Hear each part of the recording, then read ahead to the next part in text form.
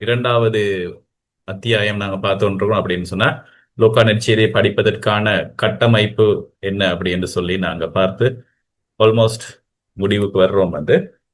So இந்த லூக்கா நற்செய்தியாளர் ஒரு வரிசை கிரமமான வரலாற்றை ஒழுங்காக எழுதுவதில் அவர் கருத்தாக இருந்தார், நோக்கமாக கொண்டிருந்ததால அதே அடிப்படையில நாங்க இரண்டு விடயங்களை மனதில் வைத்துக் கொண்டுதான் இந்த லூக்கா நற்செய்தியினுடைய கட்டமைப்பை, லூக்கா நற்செய்தியை வாசிக்க போறோம். வாசிக்கிறதுக்கான ஒரு முறை இது. வாசிக்கும் போது எங்கட மனதில் இருக்க வேண்டிய ஒரு சில விடயங்கள் தான் நாங்க பார்த்து கொண்டிருக்கிறோம். அதுல ஒன்று வந்து ஜியோகிராபிக்கல், புவியியல் அடிப்படையில எப்படியாக லூக்கா நற்செய்தி நகர்ந்து செல்லுகிறது, இந்த கதையை எப்படி நகர்த்தி கொண்டு போகிறார் அப்படின்னு. அடுத்ததாக டிராவல் தியாலஜி என்று சொல்லக்கூடிய பயண இறையியல் என்பதில் எப்படி கதையை முன்னுக்கு நகர்த்தி செல்லுகிறார் அப்படி என்று சொல்லிதான் நாங்க பார்த்திருக்கிறோம். ஆகவே இந்த வகையில இந்த லூக்கா நற்செய்தியை வந்து நாங்க 5 முக்கியமான தருணங்களை நாங்க வரையறுத்துக் கொள்றோம். அதுல முதலாவது வந்து தொடக்க புள்ளி. அது வந்து தேவாலயத்துல தொடங்கி நசரேத்தூர் வரை அதிகாரம் 1 இருந்து 4ஆம் அதிகாரம் 13ஆம் வசனம் வரை. அதுக்கு பிறகு முதலாவது கட்டம் வந்து கலிலியாவில் இயேசுவினுடைய பணியை பற்றி நாங்கள் பார்ப்போம். வந்து அதுல வந்து அதிகாரம் 4:14 இருந்து 9:50 வரை என்ற பகுதி.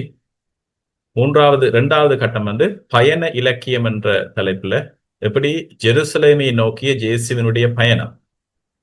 லூக்கா நற்செய்தியினுடைய பெரும் பகுதி இங்கதான் இருக்கு. அது அதிகாரம் 9:51 இருந்து 19:27 வரை. அதுக்கு பிறகு நாங்கள் பார்க்கிற மூன்றாவது கட்டம் அது ஜெருசலேம்ல ஆண்டவர் இயேசு ஜெருசலேமுக்குள்ள நுழைவதில் இருந்து அங்க நடக்கக்கூடிய நிகழ்வுகள். ஏறத்தாழ ஒரு 3 அதிகாரங்கள் 19:28 இருந்து 23:56 வரையான பகுதி. இறுதி புள்ளி வந்து ஒரு அதிகாரம் 24ஆம் அதிகாரம், உயிர்ப்பும் புனித புதிய பயணத்தினுடைய தொடக்கம் என்று சொல்லி நாங்க இந்த லூக்கா நற்செய்தியை கட்டமைத்து இருக்கிறோம். அப்படி பார்க்கும்போது முதலாவதான புள்ளி வந்து ஜெருசலேம் ஆலயத்துல தொடங்கிய விடயம். அந்த ஜெருசலேம் ஆலயத்துக்கு முதல்ல எங்களுக்கு தெரியும் வந்து 1:1 இருந்து நாங்க பார்க்கிறோம் ஒரு அறிமுகம், ஒரு யாருக்கு நற்செய்தி எதற்காக எழுதுகிறார் என்று சொல்லி கிரேக்க இலக்கியத்துல மிக முக்கியமாக கொள்ளப்படுகிற அந்த விடயங்களை வைத்து யாருக்கு இதை அர்ப்பணிப்பு செய்கிறார் அப்படி என்று சொல்லி ஒரு நூலை தொடங்கி அதுக்கு பிறகு நாங்க பார்க்கிறோம் வந்து இந்த இந்த கதை வந்து ஆரம்பமாகுது ஆலயத்துல. அப்படி நாங்க பார்க்கும்போது முதலாவதாக ஒரு கேள்வி, யார் இந்த ஜேசு அப்படி என்கின்ற அந்த கேள்விதான் லூக்கா நற்செய்தியினுடைய ஒரு முக்கியமான ஒரு கேள்வியாக நாங்கள் பார்க்கலாம். எந்த ஒரு வரலாற்றை எழுதும் போதும், ஒருவருடைய வாழ்க்கை குறிப்பு எழுதும் போது இந்த கேள்வி மிக முக்கியமானது. இவர் யார் என்ற கேள்வி. அப்ப ஜேசுவினுடைய வாழ்க்கை வரலாற்று லூக்கா எழுதும் போது இந்த கேள்வியை முதல்ல, யார் இந்த குழந்தை என்ற கேள்விக்கான விடையை வந்து லூக்கா தேடுகிறார். அதற்கு பிறகு யார் இந்த மனிதர் ஜேசு என்கின்ற இந்த இளைஞன் யார் என்று சொல்லி இரண்டாவது கேள்வி முன்வைக்கப்படுது. அதுக்கப்புறம் இந்த ஜேசுவினுடைய பணிகள் என்ன அப்படி என்று சொல்லி இவர் எதை செய்ய வந்திருக்கிறார் என்ற அந்த கேள்வி நகர்ந்து செல்வதை நாங்க பார்க்கலாம். 1-2 அதிகாரங்கள் யார் இந்த குழந்தை என்கின்ற அந்த கேள்விக்கான விடையை தேடுது. அதுக்கப்புறம் 3-4 நாங்கள் சொல்லலாம் வந்து ஜேசுவின் பணிக்கான தயாரிப்பு அப்படி என்று சொல்லி இந்த விடயங்களை நாங்கள் கொஞ்சம் வேகமாகவே பார்ப்போம். என்று சொன்னா நாங்கள் ஏற்கனவே இதை பற்றி நாங்கள் பேசியிருக்கிறதால அதுக்கப்புறம் நாங்க 4ஆவது அதிகாரத்துல ஜேசுவினுடைய பணியின் பிரகடனம் அப்படின்னு சொல்லக்கூடிய நசரேத்தூர் தொழுகை கூடத்துல ஜேசு வாசிக்க எழும் பொழுது அவருக்கு வழங்கப்பட்ட அந்த வாச பகுதியில லூக்கா வைக்கிற அந்த பகுதி, அதாவது ஜேசுவினுடைய பணி எதற்கானது, அவர் என்ன செய்ய இந்த உலகிற்கு வந்திருக்கிறார் என்பதை, இந்த ஆண்டவருடைய ஆவி என் மேலே ஏழைகளுக்கு நற்செய்தியை அறிவிக்கவும், சிறைப்பட்டோர் விடுதலை பெறுவர் என அறிவிக்கவும், குருடர் பார்வை பெறுவர் இப்படியா சொல்லி ஆண்டவர் அருள் தரும் ஆண்டை அறிவிக்கவும் என்று சொல்லி ஆண்டவர் நீ அனுப்பியிருக்கிறார் என்ற அந்த பகுதி, அது கொள்கை அறிவிப்பு பகுதி என்று சொல்லி ஒரு முக்கிய இடத்தை பெறுது. அப்படியே நாங்க முன்னுக்கு போகும்போது இந்த ஆலயத்தை மையமாக கொண்ட இந்த முதல் 2 அதிகாரங்களும் வந்து ஒரு வட்டம், ஒரு வட்டமான ஒரு வட்டம் தொடங்கி அந்த வட்டம் முடிவதாக நாங்கள் கருதி கொள்ளலாம். சக்கரியாவோடு இந்த லூக்கா நற்செய்தி தொடங்கி நாசரேத்துக்கு போய் மரியாளுக்கு மங்கள வார்த்தை, பிறகு எலிசபெத் அம்மாளை சந்திக்க மரியாள் யூதேயா மலை நாட்டுக்கு செல்றது, திரும்ப வந்து இயேசு குழந்தையினுடைய பிறப்பு, பிறகு இயேசு குழந்தை வந்து ஆலயத்துல அர்ப்பணிக்கப்படுவது, மறுபடியும் 12 வயதுல சிறுவன் இயேசு ஆலயத்துல ஆஹ், அறிஞர்கள் மத்தியில ஆண்டவர் குழந்தை சிறுவன் இயேசு இருப்பதோடு அந்த பகுதி அப்படியே முடியும்.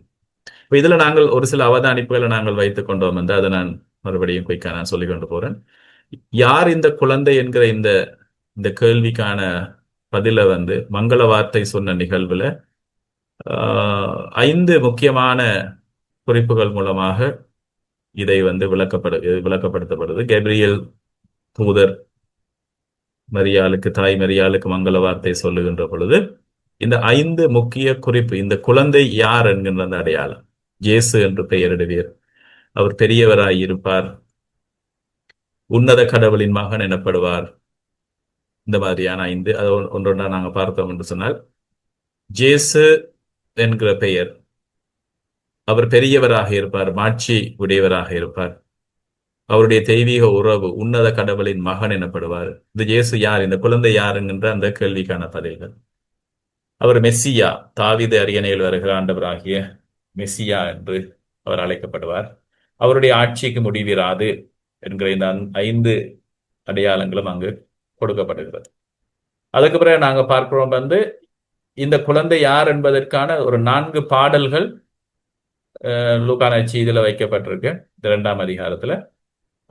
அதுல வந்து நாங்க பார்த்தோம் என்று சொன்னா இது ஒரு அழகான ஒரு பிரசன்டேஷன். லூக்கா நற்செய்தியாளர் ஒரு 4 பாடல்கள், ஒரு கலை இலக்கியத்தினுடைய அழகான ஒரு அமைப்பு, ஒரு தெய்வீக இசை பின்னணி ஒன்று கொடுக்குற மாதிரி ஒரு மியூசிக்கல் பிரசன்டேஷன் உண்டு, ஒரு மியூசிக்கல் சிம்பனி உண்டு, ஒரு டிராமா பிரசன்டேஷன் நடக்க மாதிரி. அப்ப மரியாவுடைய பாடல்ல இந்த குழந்தைக்கு ஏழைகளின் மீட்பர் என்று சொல்லி இந்த குழந்தைக்கு வழங்கப்பட்டிருக்கிற இந்த பெயர்.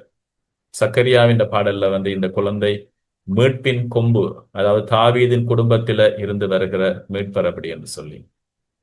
வானதூதர்களுடைய குளோரியால வந்து உன்னதத்தில் கடவுளுக்கு மாட்சி உரித்தாக, உலகில் அவருக்கு உகந்தவருக்கு அமைதி உரித்தாக என்னும் போது இந்த குழந்தை விந்தை மிகு தந்தையினுடைய இன்னொரு ஒரு பிரதியாக, தந்தையை பிரதிபலிக்கின்ற ஒரு சாயலாக இருப்பார். இவர் விண்ணக அரசர் என்று சொல்லி அமைதியை கொண்டு வருகின்றவர், அமைதியின் அரசர், பிரின்ஸ் ஆஃப் பீஸ் அப்படி என்கின்ற பெயர்கள் வந்து குழந்தை இயேசுக்கு வழங்கப்படுது. சிமியோனுடைய பாடல்ல நாங்க பார்க்கிறோம் வந்து குழந்தையை தூக்கி கொண்டு சிமியோன் சொல்லக்கூடிய அந்த பாடல்ல, மக்களாகிய இஸ்ரேல் மக்களுக்கு பெருமையாக இவர் இருப்பார், புற இனத்தார் எதிர்பார்த்திருக்கிற புற இனத்தாருக்கு வெளிப்பாடு தருகிற ஒளியாக இவர் இருப்பார். லூக்கா நற்செய்தியாளர் புறவினத்தாருக்கு எழுதிய, அவரும் ஒரு புறவினத்தார், ஆனா புறவினத்தாருக்கு இது ஒரு வெளிப்பாடாக இருக்கும், வெளிப்பாட்டின் ஒளியாக இருக்கும் அப்படின்னு சொல்லி ஜேசு குழந்தை யார், குழந்தை இயேசு யார் என்ற அந்த கேள்விகளுக்கு இந்த 2 பகுதியிலே நாங்க பதில கண்டுகொள்ளலாம். அப்படி நாங்க முன்னோக்கி வரும்போது ஆலயத்துல ஜேசு அர்ப்பணிக்கப்படுகிற அந்த 2வது அதிகாரத்துல ஒரு சில அப்சர்வேஷன்ஸ் நாங்க பார்த்தோம். சிமியோன் மற்றும் அன்னா என்கிற இந்த 2 முதியவர்கள் வந்து பழைய ஏற்பாட்டையும் புதிய ஏற்பாட்டையும் இணைக்கக்கூடிய இருவர் அங்கு வருவதை நாங்கள் பார்க்கிறோம். இவர்கள் இருவரும் தூய ஆவியால வழிநடத்தப்பட்டு வருகிறார்கள். இந்த தூய ஆவியால வழிநடத்தப்பட்டு வருவது என்று சொல்ற விஷயம் வந்து மிக மிக முக்கியமானது லூக்காவை பொறுத்த மட்டும். என்னென்று சொன்னால் ஒவ்வொரு ஒரு சூப்பர் நேச்சுரல் ஈவெண்ட், ஒரு அற்புதமான ஒரு காரியம் நடத்த முதல் தூய ஆவியினுடைய வழிநடத்தல் மிக மிக முக்கியமாக இருக்கும். அத முதல் கிறிஸ்தவ திருச்சபையில அவர்கள் கண்டுகொண்ட விடயம் அது வந்து, அதாவது தூய ஆவியினுடைய வழி நடத்தல் என்று சொல்லக்கூடிய அந்த விடயம் அது. ஆகவே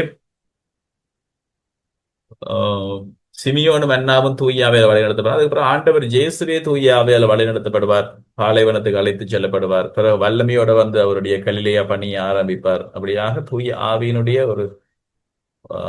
அந்த வல்லமையோடு அவர் முன்னோறி செல்வதையும், திருச்சபையினுடைய பிறப்பு தூய ஆவி வழங்கப்பட்ட பிறகு அந்த திருச்சபை வந்து அதனுடைய அந்த வல்லமையால் இயங்கி செல்வதாக தூய ஆவியினுடைய காலம் இந்த காலம் அப்படி என்று சொல்லி லூக்கா அதை வந்து அழகாக வந்து ஆஹ், அவருடைய நூல்ல காட்டுவார் தொடர்ச்சியா.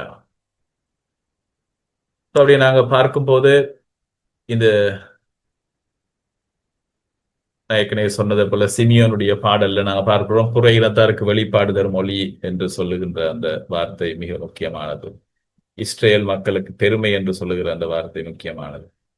அதுக்கப்புறம் அங்கு ஒரு வயதான ஒரு பெண் அண்ணா, அவர் வந்து அவரும் தூய ஆவியால அழைத்து வரப்படுகிறார். அந்த குழந்தையை பற்றி அனைவருக்கும் எடுத்துரைக்கிறார். அவை இது ஒரு ஒரு ஒப்சர்வேஷன். லூக்கா வந்து லூக்கா நற்செய்தியில பெண்களுக்கு ஒரு முக்கியத்துவம் கொடுக்கிறார், சமமான முக்கியத்துவம் கொடுக்கிற ஒரு ஒரு ஒருவராக லூக்கா இருக்கிறார். ஆகவே இந்த இயேசுவினுடைய மீட்பு பாலின பாடுபாடற்றது என்பதை காட்டுகிறார். அதோடு மிகவும் எளிய விளிம்பு நிலையில வாழக்கூடிய மனிதர்கள், பெரிஃபெரியில இருக்கக்கூடிய மனிதர்களுக்கு முக்கியத்துவம் கொடுக்கிற ஒரு நற்செய்தி என்று சொல்லி இவங்களுக்கு தெரியுமா. ஆகவே இந்த குழந்தை யார் என்ற கேள்வி அப்படியே மூவ் ஆகி கடைசியில நாங்க பார்க்கக்கூடிய அடுத்த ஒரு அப்சர்வேஷன் வந்து என்னன்னு சொன்னா, இந்த குழந்தை சிறுவன் இயேசு ஆலயத்துல தங்கி இருக்கும் போது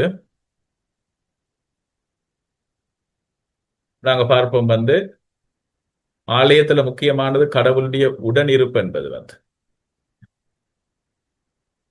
இப்ப சிறுவன் இயேசு ஆண்டவர் அந்த ஆலயத்துல இருக்கிறார் அப்படி என்னும் போது அந்த கடவுளுடைய மகனே, கடவுளுடைய உடனிருப்பு இப்போது மனித உருவுல ஆலயத்துல இருக்கு என்று சொல்லி அந்த 2 அதிகாரம் முடியுது, அந்த வட்டம் அப்படியே முடிந்து இப்ப அதுக்கப்புறம் ஒரு நேர்கோட்டை எடுத்து அந்த லைனை கொண்டு லூக்கா நற்செய்தி முன்னோக்கி செல்லும்.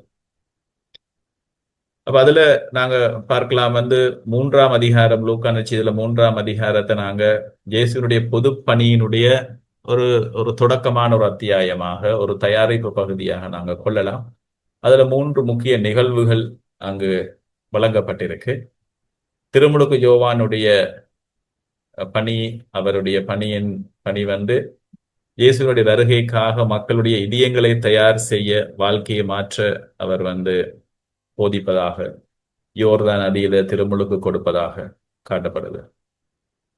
திருமுழுக்கு யோவான பிரசன்ட் பண்ணி அதுக்கப்புறம் நாங்க பார்க்கிறோம் அந்த இடத்துக்கு இயேசு ஆண்டவர் வந்து திருமுழுக்கு பெற வருகிறார். இந்த திருமுழுக்கு பெற 3ஆம் அதிகாரத்துல இயேசு திருமுழுக்கு பெற வருகிற அந்த நிகழ்வுல இந்த இந்த மனிதர் யார் என்ற கேள்வி, அதற்கான முக்கியமான ஒரு விளக்கம் அங்கு வழங்கப்படுது. ஒரு அடையாளம், ஐடென்டிட்டி யார் என்று சொல்லி பரம திருத்துவம் ஒன்றாக இணைகிற ஒரு அற்புதமான ஒரு சந்தர்ப்பம். நீரே நண்பார்ந்த மகன் என்று சொல்லி தந்தையினுடைய அந்த அதிகாரபூர்வமான அந்த வெளிப்பாடு, தூய ஆவியினுடைய அருள் பொழிவு புறாவை போல் இறங்குவது, அது முக்கியமான ஒரு ஒரு ஒரு தருணம். அதற்கு பிறகு 3ஆம் அதிகாரத்துல நாங்க பார்க்கிறோம் வந்து இந்த ஜேசுனுடைய வம்சாவளி வழங்கப்படுது. அதுல நாங்க கொள்ள வேண்டியது வந்து இயேசு ஆண்டவர் அனைவருக்குமான மீட்பர் என்பது இதுல வந்து வெளிப்படுத்தப்படுது. அதாவது வந்து மத்தேயு நற்செய்தி நாங்க பார்க்கும்போது இயேசுவை வந்து எங்க கொண்டு போய் தொடுக்கிறார் அப்படின்னு சொன்னா, ஆபிரகாமோடு அவருடைய வம்சாவளி, இயேசுடைய வம்சாவளி ஆபிரகாம்ல தொடங்குவதாக காட்டி யூதர்களுக்கு மீட்பர். என்னடா மத்தேயு யூதர்களுக்காக மனதில் வைத்து எழுதியது. ஆனா லூக்காவினுடைய நற்செய்தி வந்து புற இனத்தார்களுக்கு மனதில் வைத்து எழுதியதால எழுதப்பட்ட இந்த நற்செய்தி வந்து அனைத்து மக்களுக்கும் இவர் பொதுவானவர் என்று சொல்லி ஆதாம் வரை அதை நகர்த்தி தொடுத்து கொண்டு போறார். இயேசு ஆதாமிலிருந்து வழிவந்தவர் என்பதை காட்டுவதற்காக அவர் யூதர்களுக்கு மட்டுமல்ல, மாறாக முழு மனித குலத்திற்கு மீட்பர் என்பதை லூக்கா நினைவுபடுத்துகிறார். இன்னொரு வகையில வந்து இந்த 4ஆம் அதிகாரத்துல நாங்க பார்க்க இருக்கிற லூக்கா நற்செய்தி, நீங்க வேதாவத கையில வச்சிருந்தீங்கன்னா நீங்க அப்படியே பார்த்து கொண்டு போகலாம். 4ஆம் அதிகாரத்துல நாங்க பார்க்கலாம் வந்து பாலை நிலத்துல இயேசு ஆண்டவர் சோதிக்கப்படுவார். முதலாம் ஆதாம் வந்து முதலாவது தருணத்தில் அந்த சோதனையில தோற்கிறார். ஆனால் புதிய ஆதாமாக, இரண்டாம் ஆதாமாக வந்திருக்கிற ஆண்டவர் இயேசு வெற்றி வீரராக அவர் வெற்றி அடைகிறார். ஆகவே அந்த ஆதாம், இந்த ஆதாம், இந்த புதிய ஆதாம் வந்து வெற்றி அடைந்த ஆதாம் என்று காட்டி கனெக்ட் பண்ணி இந்த 4ஆம் அதிகாரத்துக்குள்ள நாங்கள் போகும்போது நாங்கள் பார்க்கிறோம். 4ஆம் அதிகாரம் தொடங்குது. ஒரு ஒரு முக்கியமான ஒரு ஒரு நிகழ்வு, அது சோதனைகளை அவர் வெல்கிறார் என்று சொல்லி 4ஆம் அதிகாரம் 1-13 மட்டும் இயேசுனுடைய சோதனைகள். திருமுழுக்கு பெற்று இயேசு தூய ஆவியால் நிரப்பப்பட்டு அவர் பாலைவனத்துக்கு அழைத்து செல்லப்படுகிறார். அங்கு வந்து 3 நிலைகள்ல சாத்தான் இயேசுவை சோதிக்கிறத நாங்க பார்க்கிறோம். பசி என்றது முதலாவது ஆதாம். அந்த பசிக்கு தான் வந்து ஒரு ஒரு அந்த கனியை உண்டு அவன் வந்து தோத்து போகிறான். இங்க வந்து ஆண்டவர் இயேசு இந்த பசி என்கிற இதுல வந்து அவர் தோற்று போகல என்று சொல்லி. அடுத்ததாக அதிகாரம், தற்பெருமை என்ற இந்த 3 நிலைகளையும் சாத்தான் சோதித்த பொழுதும் இயேசு அந்த சோதனையில விழாமல் இந்த சோதனைகளை இறை வார்த்தையால் அவர் வெல்லுகிறார். இவர் தீமையை வெல்லும் அதிகாரம் கொண்டவர் என்பதை வந்து உறுதிப்படுத்தப்படுகிறது. தீமையை இறையரசை நிலைநாட்ட ஆண்டவர் கடவுளுடைய மகன் வந்து விட்டார் என்றவுடனேயே தீய சக்தி சாத்தான் உடைய அரசு ஆட்டம் காட தொடங்கிருச்சு என்றவுடனே சாத்தான் வந்து முதலாவதாக அங்க வந்து அந்த சோதனையில விழுத்த பார்க்குது. அந்த அந்த சோதனையில ஆண்டவர் இயேசு விழுந்திருந்தார் என்று சொன்னா எல்லாமே மறுபடியும் சாத்தானுடைய கைகளிலே எல்லாமே போயிருக்கு. ஆனால் அப்படியாக நடக்கல. அது ஒரு முக்கியமான ஒரு அப்சர்வேஷன் நீங்க மனதில் வைத்துக் கொள்ளலாம். அதுக்கு பிறகு நாங்க பார்க்கிறோம் நசரேத்தூர்ல நடக்கக்கூடிய இயேசு ஆண்டவர் வந்து பார்க்கிறோம் வந்து 4ஆம் அதிகாரம் 14 இருந்து நாங்க பார்க்கிற அந்த பகுதி மிக மிக முக்கியமானது. இதுதான் வந்து ஜேசுவினுடைய கொள்கை அறிவிப்பு அப்படின்னு நாங்க சொல்லுவோம். மேனிஃபெஸ்டோ. ஜேசு ஆண்டவர் எதுக்காக இந்த உலகத்துக்கு வந்தார் அப்படி என்று சொல்லி இதுல நீங்க ஒரு அப்சர்வேஷன் ஒன்று நீங்க மனதில் வைத்துக் கொள்ளணும். 4:1 வந்து பார்த்தீங்க என்று சொன்னா லூக்கா 4:1 அவர் தூய ஆவியால் ஆட்கொள்ளப்பட்டு யோர்தான் ஆற்றை விட்டு திரும்பினார் அப்படி என்று சொல்லியிருக்கு. பின்னர் அவரை அதே ஆவியால் பாலை நிலத்திற்கு அழைத்து செல்லப்பட்டார். இப்ப தூய ஆவிதான் இவரை அழைத்து செல்லுகிறார் என்றது ஒரு முக்கியமான ஒரு அப்சர்வேஷன். திரும்ப திரும்ப இது வரும். ஆனா பாருங்க 14வது வசனத்துல பின்பு ஜேசு தூய ஆவியால் ஆட்கொள்ளப்பட்டு தூய ஆவியால் வழிநடத்தி செல்லப்படும். ஆனால் இப்ப ஒரு இன்னொரு வித்தியாசம், இன்னொரு டைமென்ஷன் இங்க வருது, ஒரு பரிணாமம். தூய ஆவியின் வல்லமை உடையவராக அவர் கலிலேயாவுக்கு திரும்பி வருகிறார். பாலைவனத்திலிருந்து மறுபடியும் அவர் கலிலேயாவுக்கு திரும்பி வர என்னன்னு சொன்னால் அவர் பணியை ஆரம்பிக்க இருக்கிறார். அவரை பற்றிய பேச்சு சுற்றுப்புறமங்கும் அவர் பாப்புலர் ஆகி வந்து கொண்டிருக்கிறார். அவர் என்ன செய்கிறார்? தன்னுடைய சொந்த ஊரான நாசரேத்துக்கு செல்கிறார். தொழுகை கூடத்துல எசாயா இறைவாக்கினருடைய சுருளை வாசிக்கிறார். இதை நான் சொன்னதை போல லூக்கா நற்செய்தியினுடைய இதயம் என்று நாங்கள் சொல்லலாம்.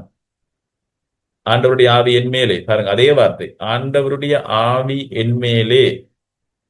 இவ இந்த கனெக்ஷன் உங்களுக்கு சரியா விளங்கணும். நீங்க லூக்கா நற்செய்தியையும் தொடர்ந்து எழுதிய 2வது புத்தகத்துல திரு தூதர் பணியிலையும் இந்த தூய ஆவியால வழி நடத்தப்பட்டு கொண்டே போகிற ஒரு நிலை நாங்க பார்ப்போம். அது தொடக்கத்துல தூய ஆவியால் இயேசு ஆண்டவர் எப்படி வழி நடத்தப்பட்டார், மற்ற மனிதர்கள் எப்படி வழி நடத்தப்பட்டார்கள் என்று சொல்லி, தூய ஆவியுடைய அருள் பொழிகை எப்படி நடந்தது என்று சொல்லி பெந்தெகோஸ்து நாள்ல ஆண்டவருடைய இறப்புக்கு பிறகு, அதுக்கு பிறகு நாங்க பார்ப்போம் வந்து தூய ஆவியால் எப்படி வந்து திருத்தூதர்கள் முதல் திருச்சபை எப்படி வழிநடத்தப்பட்டு உலகின் கடை எல்லை வரை ரோமை வரை செல்லுது அப்படின்னு சொன்னா அந்த காலத்துல இருந்த பெரிய அதிகாரம் ரோமைக்கு போனா உலகம் முழுதும் போனதுக்கு சமன் என்பதுதான் லூக்காவினுடைய கருத்து. அது வரைக்கும் தூய ஆவி வழி நடத்தி செல்வதை நாங்கள் பார்க்கிறோம். அது ஆண்டவருடைய ஆவி என் மேலே உள்ளது. எதற்காக உள்ளது அப்படின்னு சொன்னா நாங்க எங்களை மட்டும் பார்த்து கொண்டு வீட்டுல இருக்கிறதுக்கு இல்லை. இயேசு ஆண்டவர் மீது தூய ஆவியானவர் உள்ளார் என்று சொன்னால் ஏழைகளுக்கு நற்செய்தி அறிவிக்க, சிறைப்பட்டோருக்கு விடுதலை அறிவிக்க, குருடருக்கு பார்வை கொடுக்க, என்னென்ன காரியங்களுக்காக செய்யணும் அந்த பகுதியை வந்து நீங்க திரும்ப திரும்ப வாசிக்கிறது மிக மிக முக்கியமானது, மனதில் வச்சுக்கொள்ளுங்க. ஸோ இந்த கொள்கை அறிவு மேனிஃபெஸ்டோ ஒரு முதலாவதாக ஒரு ஒரு விஷன் மிஷன் ஸ்டேட்மெண்ட் என்னன்னு சொல்லி ஒரு கம்பெனியாக இருக்கலாம், தனிப்பட்ட வாழ்க்கைக்கும் இது முக்கியம். கிறிஸ்தவர்களா எங்களுக்கு திருச்சபையினுடைய பணி என்னன்னு சொன்னா இது ஒரு ஒரு ஒரு சமரியான ஃபார்ம்ல இன்றைக்கு என்னத்துக்கு திருச்சபை இருக்குன்னு சொன்னா இதற்குத்தான் இருக்குன்னு சொல்லி எங்களால் சொல்ல முடியும். ஆண்டவர் ஆரம்பித்த அந்த இறையரசுக்கான அந்த கனவு, அந்த பணியை தொடர்ந்து நடத்துறதுக்கு தான் நாங்க இருக்கிறோம். இந்த கொள்கை அறிவிப்புன்றது மிக மிக முக்கியமானது. என்ன செய்ய இருக்கிறார் ஆண்டவர் இயேசு என்பதை அவர் சுருக்கமாக சொல்லுவதுதான் இந்த பகுதி. இன்னொரு வகையில சொல்லுவது, என்னத்துக்காக இந்த உலகத்திற்கு வந்தார் என்பதை அதிகாரபூர்வமாக இயேசு அறிவிக்கிறார். அப்படியே நாங்க முன்னோக்கி போகும்போது அந்த வேளையில ஒரு நிராகரிப்பு வருகிறது அவருடைய சொந்த ஊர்ல.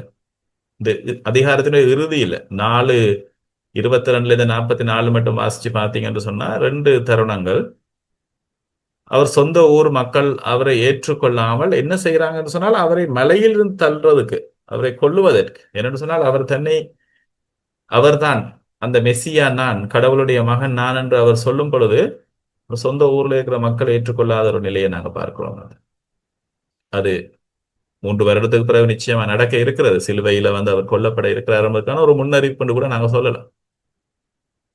அதுக்கு பிறகு நாங்க பார்க்கிறோம் இயேசு ஆண்டவர் அங்கிருந்து அவர் போய் கலிலேயாவிலே இருக்கக்கூடிய கப்பர்நாம் ஊர்ல சென்று அங்கு இருந்த மக்களுக்கு அவர் கற்பித்து வருகிறார் என்று சொல்லி 31வது வசனத்துல நாங்க பார்க்கிறோம். 32 அப்படியே நாங்க பார்த்துட்டு போகும்போது அவருடைய போதனையை குறித்து மக்கள் வியப்பில் ஆழ்ந்தார்கள், ஏனெனில் அவர் அதிகாரத்தோடு கற்பித்தார். இந்த வார்த்தை இன்னொரு முக்கியமானது. எப்படி அவரால் அதிகாரத்தோடு கற்பிக்க முடிந்தது என்று சொன்னால், இந்த வல்லமைக்கான காரணம் தூய ஆவி அவர்கள் முழுவதுமாக நிறைந்திருந்தது. அவர் பேசுவதில் உறுதியாக அவர் பேசினார். என்று சொன்னால் அவர் கடவுளுடைய மகன். அவர் மற்றைய போதகர்களைப் போல, மற்றைய மறைநூல் அறிஞர்களைப் போல அப்படியே மெதுவாக அப்படி பேசல, அதிகாரத்தோடு அவர் செய்தார். அவர் பேசிய வார்த்தைகளை செயல்களால் அவர் உறுதிப்படுத்தினார்.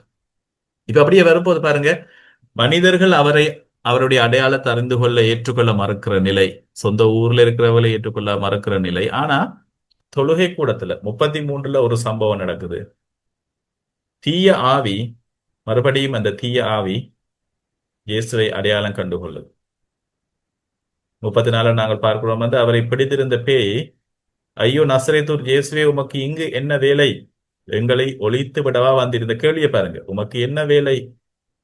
எங்களை ஒழித்து விடவா வந்தீர்? நீர் யார் என எனக்கு தெரியும். இப்ப பாருங்க இந்த கேள்வி, ஜேசு யார், குழந்தை இயேசு யார் என்று சொல்லி முதல் 2ல சொல்லி, அதுக்கு பிறகு இவர் யார், இவர் யார் என்ற கேள்வி மறுபடியும் மறுபடியும் வரும் அப்படின்னு சொல்லி நாங்க பார்க்கலாம். முதலாவது சாத்தான் கண்டுகொள்ள, நீர் யார்? நீர் கடவுளுக்கு அர்ப்பணமானவர், நீர் தூய ஆவியால நிறைந்திருக்கு, you are the holy anointed one.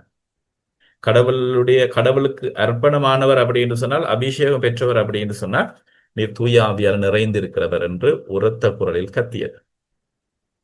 அவை பாருங்க, நசரேத்துல இருந்து கப்பர்நாம் ஊருக்கு செல்லுகிற இயேசு அங்கு பேய்களை ஓட்டியும் நோய்களை குணமாக்கியும், பேதுருண்ட மாமியார் உட்பட நோய்களை குணமாக்கி தனது வார்த்தைக்கு உள்ள வல்லமை அவர் நிறைவேற்றார். அப்படியே அந்த அதிகாரம் எப்படி முடியுதுன்னு பாருங்க. 36வது வசனத்துல எல்லோருமே திகைப்படைகிறார்கள். இப்ப ஜேசு யார் என்ற கேள்விக்கு பாருங்க எப்படி பேசுகிறார் பாருங்கள். அதிகாரத்தோடும் வல்லமையோடும் இவர் பேசுகிறார். தீய ஆவிகளுக்கு கட்டளை இடுகிறார், அவையும் போய்விடுகின்றன என்று ஒருவரோடு ஒருவர் பேசிக்கொள்றார்கள். ஓகே, அப்படியே நாங்க முன்னுக்கு போகும்போது இதுல இந்த 43வது வசனம், 42, 43 ஒரு ரொட்டீன், இயேசு எப்படியாக அவருடைய பணியை அவர் ஆற்றினார் என்பதற்கான ஒரு விளக்கம் என்று சொல்லலாம். அதாவது பொழுது விடியும் வேளையில இயேசு தனிமையான இடத்திற்கு செல்கிறார் செவிப்பதற்காக. இது அவர் ஒவ்வொரு நாளும் அடிக்கடி செய்த ஒரு காரியம். பணியை ஆரம்பிக்கும் முதல் தனிமையான இடத்துக்கு சென்று செபிப்பது. திரளான மக்கள் அவரை தேடி செல்கிறார்கள், அவரிடம் சேர்ந்த தங்களை விட்டு போகாதவாறு அவரை தடுத்து பார்க்கிறார்கள். இயேசுவும் அங்கே கம்ஃபர்ட்டா இருந்திருக்கலாம். ஆனா அவர் என்ன பர்பஸுக்காக வந்தார்? லூக்காவை பொறுத்த மட்டும் இயேசு ஆண்டவர் யூதர்களுக்கு மட்டுமல்ல, நான் மற்ற ஊர்களிலும் இறையாட்சியை பற்றிய நற்செய்தி அறிவிக்க வேண்டும், இதற்காகவே நான் அனுப்பப்பட்டிருக்கிறேன் என்று இயேசு சொல்லி அடுத்த ஊர்களுக்கும் அவர் செல்ல தொடங்குகிறார். இந்த லூக்கா நற்செய்தியினுடைய பர்பஸ் உடைய கண்ணில் நீங்கள் பார்க்கணும். ரைட், அப்படியே நாங்க முன்னோக்கி செல்லும் போது இந்த 2வது முக்கியமான தருணம், கலிலேயா பயணம், கலிலேயாவில் ஆண்டவர் இயேசு ஆற்றிய பயணம், எப்படியான பயணத்தை அவர் ஆற்றினார் அப்படி என்று சொல்லி எங்களால் பார்க்க முடியும். இந்த பலஸ்தீனா ஊரை, இந்த இந்த நாட்டை நீங்க பார்த்தீங்கன்னு சொன்னா உங்களுக்கு தெரியும், ஏற்கனவே தெரிஞ்ச ஒரு விஷயம் தான் வந்து கலிலேயா பகுதின்றது வட பகுதி. இந்த வட பகுதியில இந்த மெப்பில் நீங்க பார்க்கக்கூடிய ஒரு ஒரு சிறிய நாடு, ஆக்சுவலா இது ஒரு பெரிய நாடு மாதிரி எங்களுக்கு தோணும். மக்கள் வாழக்கூடிய பகுதி என்றது பெரிய அளவுல இல்லை. இந்த பக்கம் ஃபுல்லா பெருங்கடல் என்ற ஒரு பகுதி, இந்த பக்கம் வலப்பக்கம் எல்லாமே வந்து பெரும் பாலைவனம். இங்கே அப்படியே கீழே வந்தீங்கன்னு சொன்னா இது வந்து சவுதி இருக்கக்கூடிய சவுதி அந்த ஏரியாலாம் கீழே அப்படியே இருக்கு. இங்கெல்லாம் பாலைவன பகுதிகள். ஸோ கலிலேயா பகுதி வந்து என்று சொல்லக்கூடிய இந்த பகுதி, வெள்ளப்பகுதி படத்தை பார்த்தீங்கன்னா கலிலேயா பகுதி வந்து கலிலேயா கடல், இதில் இருக்கக்கூடிய பெத்சாயிதா, அப்படியே கப்பர்நாகூம், இந்த ஊரை சுற்றிய பகுதியில் தான் இயேசு ஆண்டவர் கூடுதலான இந்த கலிலேயா பணியில பல காரியங்களை செய்தார். மக்தலா என்று சொல்லக்கூடிய அந்த ஊர், கானா என்ற ஊர், நசரேத் என்ற அவருடைய சொந்த ஊர், நயின் பட்டணம், திபேரியா கடல் என்று சொல்லக்கூடிய ஒரே கடல், ஆனால் அந்த கடலுடைய இன்னொரு ஊர் திபேரியா கடல். இப்படியான ஒரு அமைப்பு. இந்த பகுதியை சுற்றி தான் இயேசு ஆண்டவருடைய பணி இருந்தது. இப்ப நாங்க நற்செய்தியை முன்னுக்கு வாசிச்சு கொண்டு போகும்போது 4:14 இருந்து 2வது செக்ஷன், எங்களுக்கு மெயின் செக்ஷன் தொடங்குது. 9:50 வரை இந்த பகுதி இருக்கு. 9ஆம் அதிகாரம் 50 வரை இந்த பகுதியில நாங்க பார்க்கிறோம் இயேசு ஆண்டவருடைய அந்த கலிலேயா பணியை பற்றிய முக்கியமான பகுதி. அதாவது 4ஆம் அதிகாரம் 18-19 அவர் அறிவித்த அந்த கொள்கை பரப்பு என்ன, அவருடைய மேனிஃபெஸ்டோ என்ன என்று சொல்லி அந்த சொன்ன அந்த விடயத்தை வந்து இனி வருகிற பகுதியில் முழுவதும் அவர் செய்து கொண்டே போவார். அதுல நீங்க கவனித்துக் கொள்ள வேண்டிய முக்கியமான விஷயம், நாங்க எல்லாருமே, நீங்க மட்டுமே, நாங்க எல்லாருமே கவனித்துக் கொள்ள முக்கியமான விஷயம் என்னன்னு சொன்னா, எப்படியாக அவருடைய வார்த்தையும் செயலும் இணைந்து செயல்பட்டன என்று சொல்லி நீங்க பார்க்கணும். இந்த விடுதலை என்று சொல்லக்கூடிய இந்த வார்த்தை, அவர் வந்தது மனிதர்களுக்கு விடுதலை அளிக்க, ஒரு முழு மனித ஒரு பூரண விடுதலை அளிக்க வந்த ஒருவர் தான் ஆண்டவர் இயேசு. எப்படியாக அவருடைய அற்புதங்கள் வாயிலாக அதை நிரூபித்தார் என்று சொல்லி பார்த்தா, நாங்க பார்க்கலாம் வந்து லூக்கா தெரிவு செய்து வச்சிருக்கிற விஷயங்கள், உடல் ரீதியான சுகங்கள், பலருக்கு வந்து அற்புதங்கள் நடத்தி உடல் சுகங்களை பார்வையற்றோர் பார்வை பெறுகிறார். 7ஆம் அதிகாரத்துல நாங்க பார்க்கலாம் வந்து அது அதுக்கு பிறகு அந்த 7ஆம் அதிகாரம் ஒரு முக்கியமான ஒரு மோமெண்ட். எப்படின்னு சொன்னா 21-22 யோவானுடைய சீடர்கள் வந்து கேட்பார்கள் வந்து, நீர்தான் வர இருக்கிறவரா அல்லது நாங்கள் வேறு யாருக்கும் எதிர்பார்க்கணுமான்னு சொல்லி. அந்த வேலையில சொல்லுவார், ஓகே நான் வந்துட்டேன் என்று எப்படி நீங்க போய் யோவான்கிட்ட சொல்லணும்டா, என்னத்தை கண்டீங்க, என்ன கண்டீர்கள் என்று சொன்னால், குருடர் பார்வை அடைகின்றனர், முடவர்கள் நடக்கின்றனர், அப்படியே சொல்லி ஏழைகளுக்கு நற்செய்தி அறிவிக்கப்படுகிறது. அவை என்ன காரணத்துக்காக மீட்பர் மெசியா வர இருக்கிறாரோ அது நடந்து விட்டது, நற்செய்தி அறிவிக்கப்படுகிறது. ஆகவே நீங்கள் போய் யோவானிடம் சொல்லுங்கள், நான் வந்து விட்டேன் அப்படி என்று சொல்லி. ஸோ அவருடைய அற்புதங்கள் வந்து ஒரு ஐசோலேட்டடான ஒரு இரக்க செயல் மட்டுமல்ல, நிச்சயமாக இரக்கத்திலிருந்து வந்த செயல்கள். ஆனா அதை விட இது என்னன்னு சொன்னா, அவர் ஒரு உடைந்த மனித குலத்தை வந்து அவர் சீரமைக்கிறார். அதை விட முக்கியமானது வந்து அவர் கொண்டு வந்த அந்த நற்செய்தியினுடைய ஒரு தொடர்ச்சி வந்து, அந்த நற்செய்தியை வந்து செயல்ல ஆண்டவர் காட்டுகிறார் அப்படின்றத நான் பார்க்கணும். அடுத்ததாக அவருடைய இந்த குணமாக்கல்கள், இந்த மேனிஃபெஸ்டோல இருந்த அந்த வார்த்தை விடுதலையை கொடுக்கிறது என்று சொல்லும் பொழுது, இப்படியாக அவருடைய குணமாக்கல்கள் பல விடுதலை கொடுத்தது. ஒன்று வந்து சமூகத்துல வந்து இந்த தொழுநோயாளர்களை குணமாக்கும் போது 5ஆம் அதிகாரம் 12 அந்த தொழுநோயாளர் ஒருவரை சுகமாக்குறார், தொட்டு சுகமாக்குறார். தீட்டு என்று சமூகத்தால கருதப்பட்ட ஒருவரை அவர் தொட்டு குணமாக்குறார் என்றது வந்து ஒரு சமூக விடுதலை ஆண்டவர் அளிக்கிறார். இது பேசிக்கா எதை கருதுகிறேன்னு சொன்னா, இந்த விடுதலை என்கிற இந்த ஆண்டு ஆண்டவருக்கு உகந்த ஆண்டு, ஜூபிலி ஆண்டு என்று சொல்லுவது யூதர்களுக்கு ஒரு முக்கியமான ஒரு கொண்டாட்டம். அந்த ஜூபிலி ஆண்டுல அடிமைகள் எல்லாரும் மறுபடியும் விடுவிக்கப்படுவான். ஒவ்வொரு 50வது ஆண்டும் அந்த ஜூபிலி ஆண்டு. அந்த 50வது ஆண்டுல எல்லா பறிக்கப்பட்டிருக்கிற அபகரிக்கப்பட்டிருக்கிற எல்லா உடைமைகளும் மறுபடியும் வழங்கப்படணும். என்னன்னு சொன்னா, இஸ்ரேல் மக்கள் இந்த பலஸ்தீன வாக்களிக்கப்பட்ட நாட்டில் குடியேறும் போது 12 கோத்திரங்களுக்கும் நிலங்கள் சமமாக வழங்கப்பட்டிருந்தது. ஆனா ஒவ்வொரு 50 வருஷமும் என்ன நடக்கும்? மனிதர்கள் என்ன செய்வாங்க? அது எங்களுடைய நேச்சர் தான். எல்லாரையும் அபகரிச்சு அபகரிச்சு வல்லமை உள்ளவர்கள் பலவீனமானவர்களை மிதிச்சு அபகரிச்சு ஒரு 50 வருஷம் ஆகும்போது ஏழை மக்கள் வந்துடுவாங்க. நிலம் இல்லை என்று சொன்னா அவர்களுக்கு வாழ்வாதாரம் இல்லாம போகும். ஆகவே இந்த ஜூபிலி ஆண்டினுடைய சட்டம் என்னன்னு சொன்னா, இந்த ஜூபிலி ஆண்டுல நிலம் மறுபடியும் அந்தந்த உரிமையாளர்களுக்கு வழங்கப்படணும். கடன்கள் அந்த விலையில மன்னிக்கப்படணும். அது ஜூபிலி ஆண்டுல செய்ய வேண்டியது. இப்ப பாப்பரசர் பிரான்சிஸ், அதுக்கு முதல் பாப்பா ஜோன் பால் II இருந்து இந்த ஜூபிலி ஆண்டினுடைய மகத்துவத்தை நாங்க இன்றைக்கு அறிவிக்கப்பட்ட இரக்கத்தின் ஆண்டுன்னு சொல்லி ஒரு ஜூபிலி